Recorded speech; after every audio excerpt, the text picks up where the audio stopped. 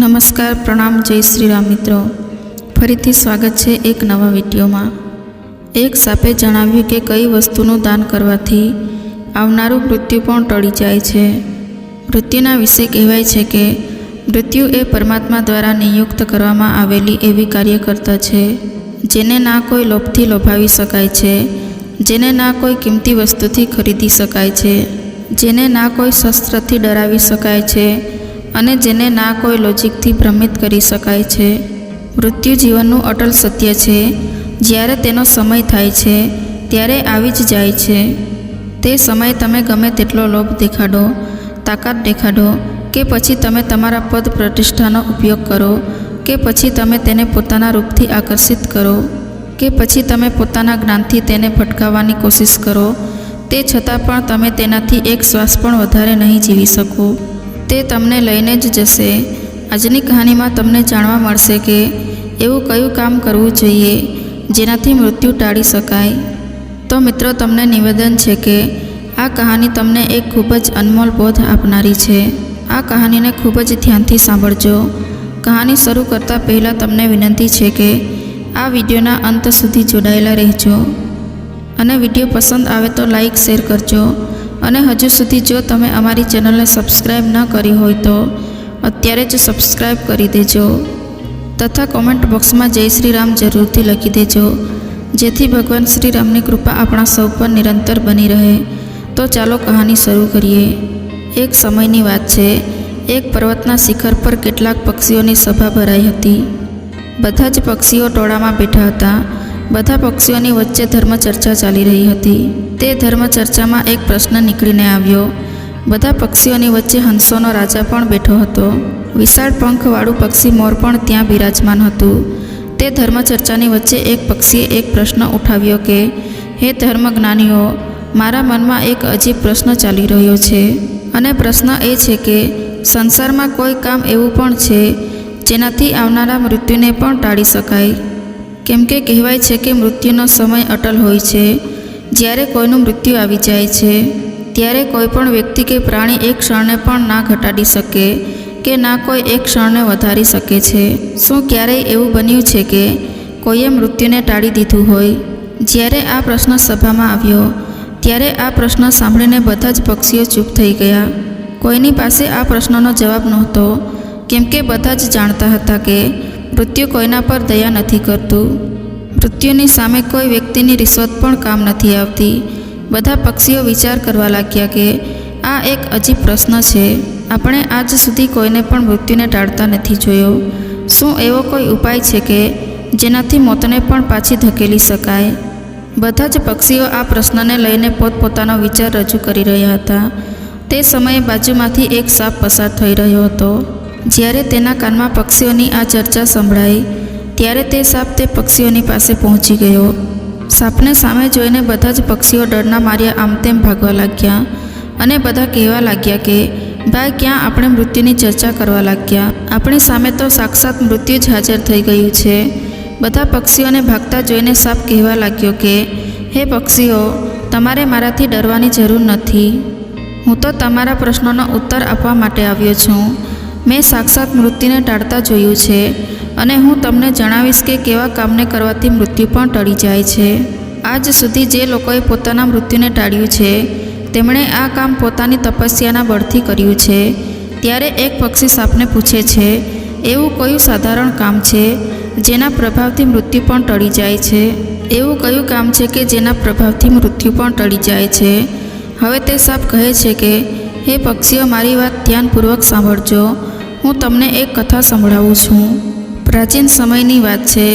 એક પ્રસિદ્ધ કાશી નામની નગરી છે જેને મહાદેવની નગરી કહેવામાં આવે છે. કાશીને દેવનાગરીના રૂપમાં પણ પૂજવામાં આવે છે. એ પ્રસિદ્ધ કાશી નગરીમાં કાંબોજ નામના રાજા થયા હતા. રાજા ખૂબ જ ધર્માત્મા હતા.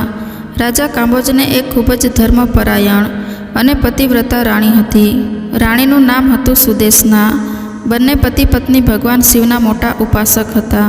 ભગવાન શિવની આરાધના કરવા મંદિર જવું એ તેમનો દરરોજનો નિયમ હતો. બીજી બાજુ સાપ પક્ષીઓને કહે છે, હે પક્ષીઓ, કહાની શરૂ થઈ ગઈ છે. હવે તેને ધ્યાનથી સાંભળજો. રાજા ધર્મપૂર્વક પોતાના રાજ્યનું સંચાલન કરી રહ્યો હતો. રાજાના રાજ્યમાં કોઈ પણ પ્રાણી દુઃખી નહોતું. સમસ્ત જનતા સુખ અને વૈભવથી સંપન્ન હતી. ચારે બાજુ આનંદ અને ખુશી જ હતા. એક ઘાટ પર ગાય અને સિંહ સાથે પાણી પીતા હતા.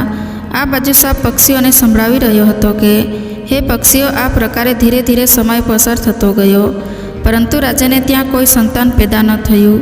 રાજાનું આયુષ્ય પૂરું થવા આવ્યું હતું, પરંતુ તેમના ઘરમાં હજુ પણ કોઈ બાળકનો જન્મ નહોતો થયો. એક દિવસની વાત છે કે મહારાજ કાંબોજ કાશી નગરીની એક પ્રસિદ્ધ ગલીમાંથી પસાર થઈ રહ્યા હતા, અને બીજી બાજુથી સવારમાં એક ઝાડુવાળી અને તેનો પતિ ગલીમાં કચરો સાફ કરી રહ્યા હતા. જ્યારે તે બંનેએ સામેથી રાજાને આવતા જોયા, ત્યારે તે બંને પતિ પત્ની પોતાના સ્થાન પર મોં ફેરવીને ઊભા થઈ ગયા. એ બંનેનો આવો વ્યવહાર જોઈને રાજા કાંબોજને સારું લાગ્યું નહીં. મહારાજ તે સમયે તો ભગવાન શિવની પૂજા કરવા માટે મંદિરે જઈ રહ્યા હતા, એટલા માટે તે બંનેને કંઈ પણ કહ્યું નહીં. પરંતુ જ્યારે તે રાજ દરબારમાં આવ્યા, ત્યારે તેમણે પોતાના એક સૈનિકને મોકલીને કહ્યું કે તમે જાઓ અને તે ઝાડુ મારનાર વ્યક્તિને બોલાવીને અહીં લઈ આવો. તેની સાથે મારે થોડી વાત કરવી છે. તે સૈનિક ઝાડુ મારનાર વ્યક્તિના ઘરે જાય છે, જેણે મહારાજને જોઈને પોતાનું મોં ફેરવી લીધું હતું. સૈનિકે તેને બધી જ વાત જણાવી કે તને રાજા સાહેબે બોલાવ્યો છે. તે ઝાડુ મારનાર વ્યક્તિ મનમાં વિચાર કરવા લાગ્યો કે મહારાજનો આદેશ છે, તેને ટાળી શકાય તો નહીં, એટલા માટે જવું પડશે. પરંતુ પુત્રહીન રાજાનું મોં જોવું ખૂબ જ ખરાબ કહેવાશે. તે ઝાડુ મારનાર વ્યક્તિ એ સૈનિક સાથે રાજાના દરબારમાં પહોંચી જાય છે. થોડા સમય બાદ મહારાજના દરબારમાં જઈને તે ઊભો થઈ જાય છે અને રાજાને દંડવટ પ્રણામ કરે છે. મહારાજ કહેવા લાગ્યા, અરે ભાઈ, મને એક વાત જણાવ. આજે પ્રાતકાળ હું જ્યારે ભગવાન શિવના મંદિરે જઈ રહ્યો હતો, ત્યારે તમે બંનેએ મને જોઈને તમારું મોં કેમ ફેરવી લીધું? તે વ્યક્તિ ખૂબ જ નિર્ભય હતો અને તે કહેવા લાગ્યો કે હે મહારાજ, ભલે તમે મને મૃત્યુદંડ આપી દો, તે છતાં પણ મને કોઈ એતરાજ નથી, પરંતુ હું સત્ય જ કહીશ. હે મહારાજ, તમારે ત્યાં તો પરમ વિદ્યાત અને શ્રેષ્ઠ ઋષિગણ અને રાજપુરોહિત હાજર છે. જો હું ખોટું બોલું તો તમે તેમને પૂછી લેજો. સવારમાં કોઈ તમારું મોં જોઈ લે તો તેનો આખો દિવસ ખરાબ થઈ જાય છે, કેમ કે તમે સંતાનહીન રાજા છો. એટલા માટે મેં તમને જોઈને મારું મોં ફેરવી લીધું હતું. રાજા આ વાત સાંભળીને ખૂબ જ અચંબિત થઈ ગયા અને મનમાં વિચાર કરવા લાગ્યા કે આ વ્યક્તિ એકદમ સાચું કહી રહ્યો છે. જો કોઈ દેશનો રાજા પુત્રહીન હોય તો વાસ્તવમાં સારું નથી. મિત્રો, તે રાજાએ ઝાડુ મારનારને તેના ઘરે મોકલી દીધો અને મનમાં વિચાર કરવા લાગ્યો કે મારે ભગવાન શિવના મંદિરે જઈને એક પુત્રષ્ઠિત યજ્ઞ કરવો જોઈએ. આવો વિચાર રાજા કરવા લાગ્યા અને મહેલમાં પોતાના કક્ષમાં જઈને પોતાની મહારાણીને કહેવા લાગ્યા કે હે રાણી, આપણા નગરના લોકોને આપણું મોં જોવાથી ખૂબ જ તકલીફ થાય છે, કેમ કે આપણે સંતાનહીન છીએ. આપણને કોઈ પુત્ર કે પુત્રી નથી. ચાલો ભગવાન શિવના દરબારમાં જઈએ અને ભગવાન વિશ્વનાથને આરાધના કરીશું કે તે આપણને એક પુત્ર પ્રદાન કરે. આવો વિચાર કરીને રાજા કાંબોજ અને રાણી સુદેશના બંને ભગવાન શિવના મંદિરમાં જાય છે અને ત્યાં જઈને તેમણે એક પુત્રષ્ઠિ યજ્ઞનું આયોજન કર્યું. રાજા રાણીને પુત્રષ્ઠિ યજ્ઞ કરવા છતાં પણ સંતાન પ્રાપ્ત થયું નહીં. રાજાનો પુત્રષ્ઠિત યજ્ઞ પણ નિષ્ફળ થઈ ગયો. જેણે યજ્ઞ કરાવ્યો હતો તે પણ એ જાણીને ચિંતિત થઈ ગયો કે આજ સુધી મેં જેટલા પણ યજ્ઞ કરાવ્યા છે એમાંથી કોઈ પણ યજ્ઞ નિષ્ફળ નથી ગયો. લાગે છે કે રાજાના ભાગ્યમાં જ ખોટ છે. રાજાના ભાગ્યમાં ભગવાને સંતાનનું સુખ લખ્યું નથી, એટલા માટે તો આ પુત્રષ્ઠિત યજ્ઞ નિષ્ફળ થઈ ગયો. આ બાજુ પર્વતના શિખર પર તે સાપ કહે છે, હે પક્ષીઓ, રાજા પણ ખૂબ જ ધીરજવાન હતો. આ વાતથી રાજા સહેજ પણ વિચલિત ન થયો. રાજાએ પોતાના મંત્રીને કહ્યું, હે મંત્રી, તમે મારી ગેરહાજરીમાં આ રાજ્યનું સંચાલન કરો. હવે હું ભગવાન શિવની આરાધના કરીશ. આવો નિર્ણય કરીને રાજા ભગવાન શિવના મંદિરમાં બેસીને તેમની તપસ્યા કરવા લાગ્યા અને આવી રીતે ધીમે ધીમે તપસ્યા કરતા રાજાને 6 મહિના જેટલો સમય થઈ ગયો. આ બાજુ ભગવાન શિવ પણ વિચારવા લાગ્યા કે મારે મારા આ ભક્તની પાસે જવું જ જોઈએ. એ સમયે ભગવાન શિવ રાજાની સામે પ્રગટ થાય છે અને કહેવા લાગ્યા, હે રાજન, હું તમારાથી ખૂબ જ પ્રસન્ન થયો છું. તું વરદાન માંગ. તું મારી પાસેથી શું વરદાન ઈચ્છું છું? રાજાએ કહ્યું, હે ભગવાન, તમે તો અંતર્યામી છો બધાના જ મનની વાત જાણો છો. રાજાની વાત સાંભળીને ભગવાન શિવ બોલ્યા, હે રાજન, એમ તો તારા ભાગ્યમાં 7 જન્મો સુધી કોઈ પણ સંતાન નથી, પરંતુ તે મારી આરાધના કરી છે એટલા માટે હું તને એક પુત્ર આપું છું. પરંતુ ધ્યાન રાખજે, તે પુત્રનું આયુષ્ય ફક્ત 20 વર્ષનું હશે. 20 વર્ષ સુધી તે તને પુત્રનું સુખ આપીને પોતાના સ્થાને પાછો જતો રહેશે. રાજાએ વિચાર્યું કે ભલે 20 વર્ષ માટે પણ મારા માથેથી પુત્રહીન હોવાનું કલંક તો મટી જશે. રાજાએ કહ્યું, જે પણ હોય ભગવાન, તમે મને પુત્ર પ્રદાન કરો. કહેવાય છે કે ગુણવાન મનુષ્ય થોડા સમયમાં ઘણું બધું કરી જાય છે. જીવન ભલે નાનું હોય પરંતુ સત્કર્મોથી યુક્ત હોવું જોઈએ. ત્યારબાદ ભગવાન શિવે પોતાના આયુષ્યમાન નામના ગણને બોલાવ્યો અને તેને કહ્યું કે તમે જાઓ અને 20 વર્ષ માટે આ રાજાના પુત્રના રૂપમાં જન્મ લઈ લો. ભગવાન શિવ પાસેથી આ વરદાન પ્રાપ્ત કરીને રાજા પાછા પોતાના મહેલમાં આવી જાય છે અને બધી જ વાત તે પોતાની રાણી અને રાજપુરોહિતને જણાવે છે કે ભગવાન શિવે મને વરદાન આપ્યું છે, હવે આપણા ઘરમાં અવશ્ય પુત્ર જન્મ લેશે. ધીરે ધીરે સમય પસાર થતો ગયો. ભગવાન શિવના વરદાન અનુસાર રાણી સુદેશના ગર્ભ ધારણ કરે છે. આ જોઈને રાજાના મહેલમાં ખુશીની લહેર પ્રસરી જાય છે. રાજા ખૂબ જ પ્રસન્ન થાય છે. સમયના અનુસાર ભગવાન શિવના એ તેજસ્વી ગણે રાજાના પુત્રના રૂપમાં જન્મ લઈ લીધો. આ જોઈને રાજા અને રાણી ખૂબ જ પ્રસન્ન થયા. આખા નગરમાં ઉત્સવ મનાવવામાં આવ્યો કે મહારાજના ઘરે પુત્રનો જન્મ થયો. આખા નગરને સમજાવવામાં આવ્યું અને આખા નગરમાં ખુશી મનાવવામાં આવી. બ્રાહ્મણે તે પુત્રનું નામ આયુષ્યમાન રાખ્યું. ધીરે ધીરે આયુષ્યમાન મોટો થવા લાગ્યો. રાજકુમાર આયુષ્યમાન પોતાના પિતાની જેમ ખૂબ જ ધર્માત્મા અને ભક્તિપ્રધાન હતો. રાજાનો પુત્ર ખૂબ જ ઝડપથી મોટો થવા લાગ્યો. ધીમે ધીમે સમય પસાર થવા લાગ્યો. પોતાના ઘરમાં પુત્ર આવવાથી રાજા હંમેશા પ્રસન્ન રહેતા હતા. પુત્રના લાડ પ્યાર અને લાલન પાલનમાં રાજા તે વાત ભૂલી જાય છે કે તેમના પુત્રનું આયુષ્ય ફક્ત 20 જ વર્ષનું છે. જ્યારે તે પુત્રની ઉંમર 14 વર્ષની થાય છે ત્યારે તે જ સમયની વાત છે. બીજા એક રાજ્યનો રાજા હતો ચંદ્રસેન. રાજા ચંદ્રસેનની એક પુત્રી હતી જેનું નામ ચંદ્રલતા હતું. ચંદ્રલતા રૂપ અને યૌવનમાં ઇન્દ્રની અપ્સરાઓ જેવી લાગતી હતી. એ ખૂબ જ સુંદર હતી. ચંદ્રલતા પણ ખૂબ જ દાન ધર્મ કરતી હતી. બાળપણથી જ તેને પોતાના મા બાપ પાસેથી ધર્મ કર્મ કરવાના સંસ્કાર મળ્યા હતા. તે બધા જ જીવો પર દયા રાખતી હતી. સવારમાં વહેલા ઉઠીને એ બધા જ પક્ષીઓને દાણા નાખતી હતી અને પોતાના દરવાજે આવેલા કોઈપણ ભિક્ષુ કે જરૂરિયાતમંદ વ્યક્તિને, સાધુ સંતોને ખાલી હાથે નહોતી જવા દેતી. જે તેના દરવાજે આવતો હતો તે દરેક ભૂખ્યાને ભોજન કરાવતી હતી. તે રાજકુમારી પણ ધીરે ધીરે મોટી થવા લાગે છે. મહારાજ ચંદ્રસેને જ્યારે રાજા કંબોજના પુત્ર આયુષ્માન વિશે જાણ્યું કે મહારાજ કાંબોજના ઘરે એક ખૂબ જ ધર્માત્મા અને તેજસ્વી પુત્ર છે, એવો વિચાર કરીને રાજા ચંદ્રસેને પોતાની પુત્રીનો સંબંધ કરવા માટે રાજા કાંબોજને ત્યાં વાત મોકલી. બીજી બાજુ રાજા કાંબોજે મનમાં વિચાર કર્યો કે મારા પુત્રનું આયુષ્ય 20 વર્ષનું છે, મારે તેનો વિવાહ કરાવી દેવો જોઈએ અને તેને ત્યાં કોઈ પુત્ર જન્મ લેશે તો મારો વંશ પણ આગળ વધશે. આવો વિચાર કરીને રાજા કાંબોજે પોતાના પુત્રનો સંબંધ નક્કી કરી દીધો અને થોડા સમયમાં જ રાજકુમારી ચંદ્રલતાના વિવાહ રાજકુમાર આયુષ્યમાનની સાથે થઈ જાય છે. રાજકુમારી ચંદ્રલતા ખૂબ જ પતિવ્રતા હતી. તેનો એક નિયમ એ પણ હતો કે જ્યાં સુધી તે કોઈ ભૂખ્યા પ્રાણી કે વ્યક્તિને ભોજન ન કરાવી દે ત્યાં સુધી તે ભોજન નહોતી કરતી. ધીરે ધીરે સમય પસાર થતો ગયો. આ બાજુ રાજાને લાગવા લાગ્યું કે તેમના પુત્રનું મૃત્યુ નજીક આવી રહ્યું છે. તેનું 20 વર્ષનું આયુષ્ય પૂર્ણ થવા આવ્યું છે. રાજા તો પહેલાંથી જ જાણતા હતા, કેમ કે ભગવાન શિવે તેમને બધું જ જણાવી દીધું હતું કે તમારા પુત્રનું આયુષ્ય ફક્ત 20 વર્ષનું હશે. રાજાએ તે વાત કોઈને પણ જણાવી નહોતી. ધીરે ધીરે રાજાની ચિંતાઓ વધતી જતી હતી. જેમ જેમ રાજકુમારની ઉંમર વધી રહી હતી તેમ તેમ રાજાની ચિંતા પણ વધી રહી હતી. જ્યારે રાજકુમારનું આયુષ્ય પૂરું થવામાં ફક્ત 3 જ દિવસ રહી ગયા ત્યારે રાજા વિચાર કરવા લાગ્યા કે હવે હું શું કરું? મારા પુત્રને 3 દિવસ બાદ કાળ ભરકી જશે. પુત્ર મોહના કારણે ભગવાન શિવના વરદાનને રાજા ભૂલી જાય છે અને પુત્રમાં આ શક્તિ હોવાના કારણે તે બીમાર પડી જાય છે. રાજા આ વાત જણાવીને બધાને ચિંતામાં નહોતા નાખવા માંગતા. હવે રાજાએ ભોજન કરવાનું પણ છોડી દીધું. હવે એ દિવસ આવી ગયો જ્યારે તે રાજકુમારનું મૃત્યુ થવાનું હતું. તે દિવસે સવારથી જ રાજા ભગવાનના ધ્યાનમાં ડૂબી ગયા અને કહેવા લાગ્યા કે હે ભગવાન, તમે મને પુત્રના જવાના દુઃખને સહન કરવાની શક્તિ આપો. વિધાતાના લેખને તો કોઈ બદલી શકતું નથી. જે થવાનું છે એ તો થઈને જ રહેશે.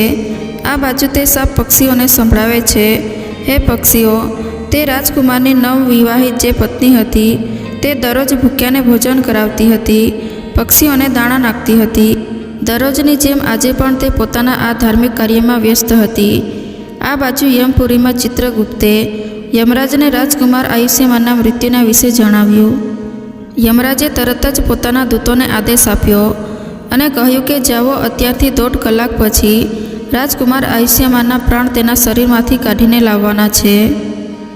રાજકુમાર આયુષ્યમાનના પ્રાણ તમે એવી રીતે આમ જ નહીં કાઢી શકો. એના માટે તમારે એક સાપની પાસે જઈને રાજકુમારના મૃત્યુ માટે તેને પ્રેરિત કરવો પડશે, કેમ કે તે રાજકુમારનું મૃત્યુ સર્પ કરડવાના કારણે થશે. કોઈ સાપ તેને કરડશે ત્યારે જ તમે તેના પ્રાણ હરી શકશો. યમરાજે પોતાના દૂતોને કહ્યું, ચાલો હવે ઉતાવળ કરો અને 1.5 કલાકની અંદર જ એના પ્રાણ લઈને આવવાના છે. યમરાજની આજ્ઞા મેળવીને 2 યમદૂતો રાજકુમાર આયુષ્યમાનના પ્રાણ લેવા માટે નીકળી ગયા. બીજી બાજુ યમરાજની માયાથી પ્રેરિત થઈને એક નાગ મનમાં વિચાર કરવા લાગ્યો કે આજે મારે રાજમહેલમાં પ્રવેશ કરવો જોઈએ અને રાજમહેલમાં મારે ફરીને જોવું જોઈએ. હવે તો તે સાપ ફરતા ફરતા રાજાના રાજમહેલમાં પ્રવેશ કરી ગયો. તે નાગને તો યમરાજે પ્રેરણા કરી હતી, એટલા માટે ફરતા ફરતા તે રાજકુમાર જ્યાં સૂઈ જતા હતા ત્યાં પહોંચી જાય છે. તે નાગ રાજકુમારની પથારીમાં જઈને છુપાઈ જાય છે. યમરાજના બંને દૂત રાજકુમારના કક્ષના દ્વાર પર ઊભા થઈ જાય છે અને સમય સમાપ્ત થવાની રાહ જુએ છે. 1.5 કલાકનો સમય થશે ત્યારે તે નાગ રાજકુમારને ડંખ મારશે, ત્યારે આપણે તેના પ્રાણ લઈને યમપુરી જઈશું.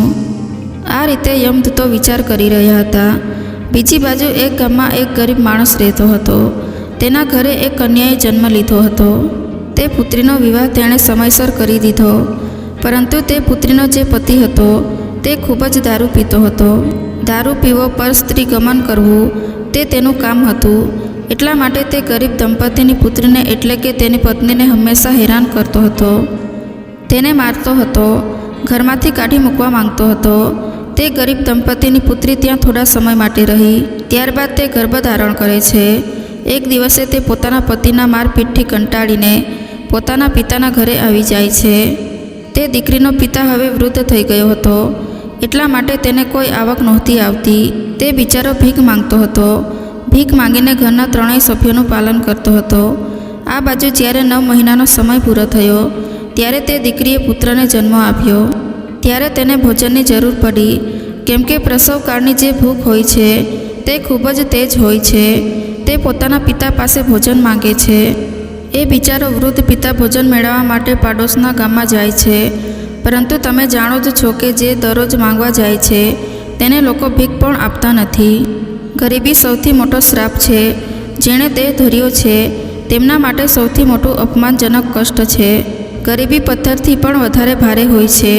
સૌથી મોટું દુઃખ ગરીબીનું હોય છે. તે ગરીબને કોઈ ખાવા માટે 4 દાણા પણ આપતું નથી. બીજી બાજુ એ દીકરીને ભૂખ ખૂબ જ પરેશાન કરી રહી હતી. ત્યારે તે દીકરી પોતાના પિતાને કહે છે, પિતાજી, હું ભૂખના કારણે મરી રહી છું. ભોજન વગર 3 દિવસ પસાર થઈ ગયા છે. તમને ભીખમાં કંઈ મળ્યું હોય તો મને ખાવા માટે આપો, નહીં તો હું મારા બાળકને જ ખાઈ જઈશ. ત્યારે તે વૃદ્ધ પિતા કહે છે, હે પુત્રી, તું આવું ના કરીશ. હું આજે પ્રયત્ન કરું છું ભોજન મેળવવા માટે. મને જે કાંઈ પણ મળશે તે લઈને હું જલ્દી જ આવી જઈશ. આજે હું કાશીપુરીમાં જઈશ. ત્યાંના જે રાજા છે તેમના દ્વાર ઉપર જઈને હું ભીખ માંગીશ. જો કંઈ વસ્તુ ખાવા માટે મળશે તો હું તરત જ લઈને આવીશ. આવો વિચાર કરીને તે વૃદ્ધ પિતા ચાલવા માંડે છે. રાજકુમાર આયુષ્યમાનની ધર્મપત્ની હતી ચંદ્રલતા. તે દરરોજ ગરીબોને ભોજન આપતી હતી. તે દિવસે મહારાજ તો બીમાર હતા. પોતાના પુત્રની ચિંતાના કારણે તે બીમાર થઈ ગયા હતા. એટલા માટે આજે તેણે કોઈ ભોજનનું વિતરણ કર્યું નહીં, પરંતુ તેણે પોતાના પતિ માટે જે ભોજન બનાવ્યું હતું તેમાં ઘણા પ્રકારના વ્યંજન મૂકીને ભોજનનો થાળ તૈયાર કરીને રાખ્યો હતો કે તેનો પતિ આવશે અને તે તેમને ભોજન કરાવશે. પરંતુ એટલામાં જ તે વૃદ્ધ પિતા મહેલના દરવાજે પહોંચી જાય છે. આ બાજુ રાજકુમારી ચંદ્રલતાને તે વૃદ્ધ ગરીબ માણસ દેખાય છે. એ ગરીબ વૃદ્ધને જોઈને તેમને દયા આવી જાય છે. તે વૃદ્ધ પિતાએ તેમની તરફ જોઈને કહ્યું, હે બહેન, જો મને અત્યારે થોડું ભોજન મળી જાય તો તમારું ખૂબ જ અહેસાન હશે. રાજકુમારીએ જોયું કે આ કોઈ ગરીબ માણસ છે અને મારી પાસે ભોજન માંગી રહ્યો છે. ભોજન તો મેં મારા પતિ માટે બનાવ્યું છે. જો આ ભોજનને તેને આપી દીધું તો મારા પતિ શું જમશે? પછી તેણે વિચાર્યું કે મારા પતિ તો હજુ આવ્યા પણ નથી. તે પોતાના બીમાર પિતા પાસે બેઠા છે. ત્યાં સુધી હું આ ભોજન આ ગરીબ વ્યક્તિને આપી દઉં છું. મારા પતિ આવી જશે ત્યારે હું તેમને બીજું ભોજન બનાવી આપીશ.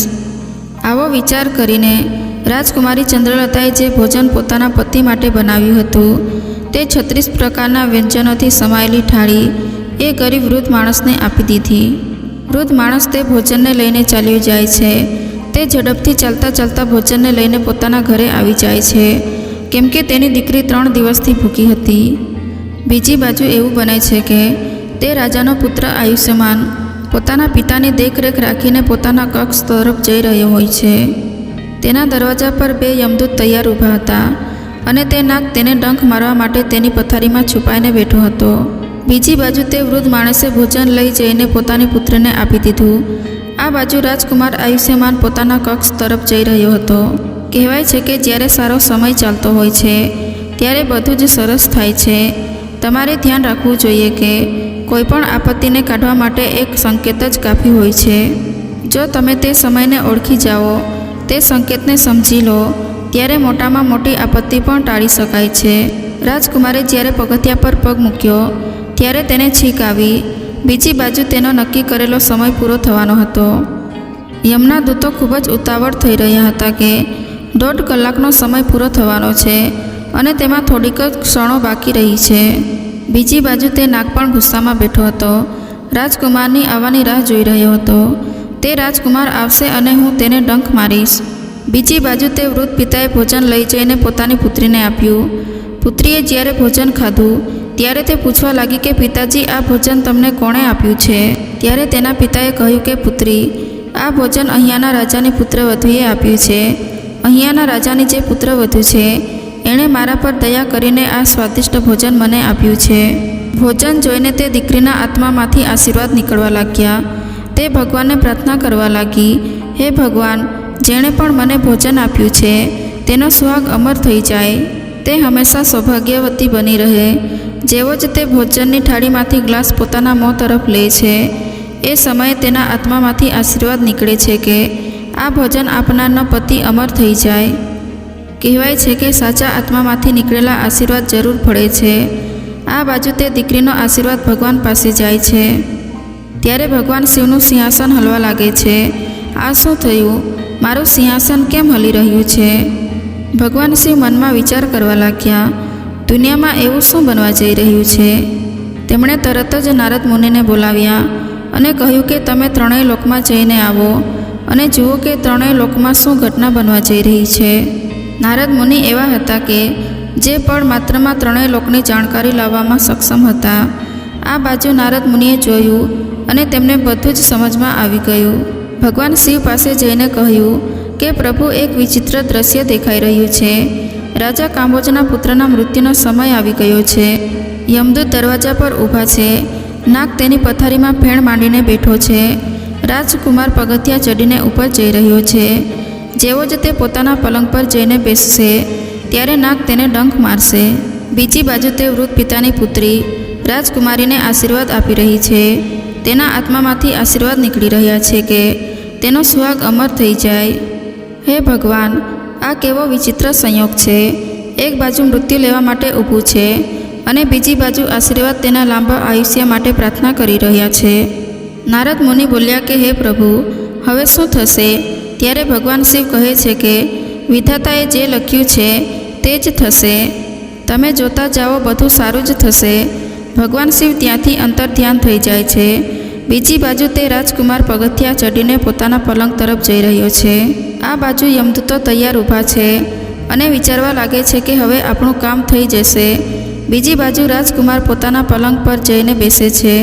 જેવો જ નાગ ડંખ મારવાની કોશિશ કરે છે ત્યારે દાનની શક્તિ વચ્ચે આવીને ઊભી થઈ જાય છે, જેના કારણે નાગ શિથિલ થઈ ગયો. તેનાથી ચાલી પણ નહોતું શકાતું. તે નાગમાં હવે આગળ વધવાની શક્તિ ન રહી નાગ વિચારવા લાગ્યો કે હું તો આ રાજકુમારને મારવા માટે આવ્યો હતો, પરંતુ હવે મારાથી ચાલી પણ શકાતું નથી. આ બધું શું થઈ રહ્યું છે? આ બધું તે આશીર્વાદનો પ્રભાવ હતો જે તે ભૂકી દીકરીને આપ્યો હતો. કહેવાય છે કે જ્યારે શ્રાપ લાગે છે ત્યારે આશીર્વાદ પણ લાગે છે. રાજકુમાર અને નાગની વચ્ચે આશીર્વાદ અને દાનની શક્તિ આવીને ઊભી થઈ જાય છે. રાજકુમારીનું દાન મૃત્યુને આગળ વધવા દેતું નથી. યમદૂત દાનની શક્તિને કહેવા લાગ્યા કે તું અહીંથી ચાલી જા, અમને અમારું કામ કરવા દે, અમે આ રાજકુમારના પ્રાણ લઈને જઈશું. ત્યારે તે દાનની શક્તિ અને તે આશીર્વાદ કહેવા લાગ્યા, આવું ક્યારેય સંભવ નહીં થાય કે અમારા હોવા છતાં તમે રાજકુમારના પ્રાણ હરી લો. મિત્ર, હવે તે બંનેમાં દલીલો શરૂ થઈ જાય છે અને ત્યારબાદ તે બંને વચ્ચે યુદ્ધ શરૂ થઈ જાય છે અને દાનની શક્તિએ યમદૂતોને આગળ વધવાથી રોકી લીધા. યમના દૂતો આગળ ના વધી શક્યા અને હારીને તેઓ પાછા યમલોક ચાલ્યા ગયા. ત્યાં જઈને તેઓ યમરાજને કહેવા લાગ્યા, હે મહારાજ, આ કેવી વિડંબના છે. યમરાજે કહ્યું કે તમે લોકો ખાલી હાથે કેમ આવ્યા? તમને તો રાજકુમાર આયુષ્યમાનના પ્રાણ લેવા માટે મોકલ્યા હતા ને. ત્યારે યમદૂત કહે છે કે મહારાજ, તેના પ્રાણ લાવવામાં 2 મોટા અવરોધો વચ્ચે ઊભા છે. તેમની આગળ અમારું કોઈ પણ પ્રકારનું જોર ચાલ્યું નહીં.